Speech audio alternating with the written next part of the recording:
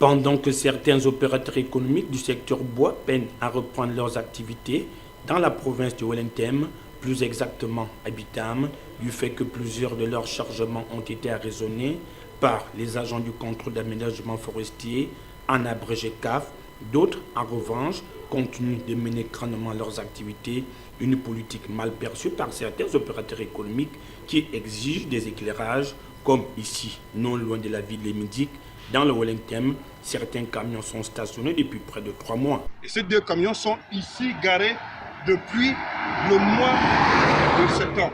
Ça veut dire que ça fait 3 mois que ces camions sont garés ici, là.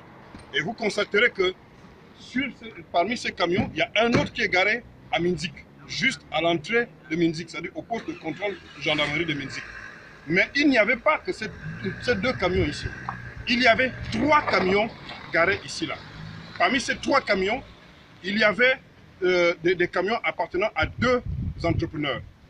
Et malheureusement, nous constatons que l'un des entrepreneurs a retiré son camion pendant que les autres camions sont ici. Un traitement de 2 poids 2 mesures qui ne fait pas l'affaire des opérateurs économiques gabonais. Aujourd'hui, plusieurs de ces camions connaissent des pannes multiples et personne ne veut porter le chapeau de cette vaste magouille. La question qu'on doit se poser aujourd'hui, c'est qu'après près de 90 jours, presque 90 jours d'immobilisation, qui va payer les frais d'immobilisation? Qui va payer les frais de réparation pour la remise en état de ces camions, comme vous le voyez, qui sont en train de tomber en état d'ébriété? Qui va payer les frais issus justement de cette immobilisation?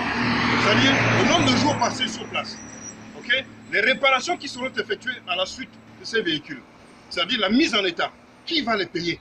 Et vous voyez que par endroits, les peintures ont été complètement abîmées parce que sur les camions, on a écrit saisi par les eaux et forêts. Mais qui va payer la réfection de ces peintures-là, la réhabilitation des peintures? Qui va payer cela? Au frais de qui tout cela sera fait? Entre-temps, pendant toute cette période-là, eh bien, pendant que les autres sont immobilisés, il y en a qui peuvent sortir leurs camions aisément. C'est ce traitement inégal que nous ne cessons, nous, au sein de la Confédération Régionale Petites et Moyennes Entreprises et Industries, parmi les forêts, parmi ceux qui font dans le bois, de dénoncer parce qu'il est admissible que nous nous mettions en règle face à l'administration publique, mais en tout temps, l'administration nous traite comme de vulgaires bandits et de vulgaires voyous. Le mutisme observé actuellement par la tutelle serait-il un silence complice face à ces nombreuses querelles? Autant de questions qui demeurent sans réponse.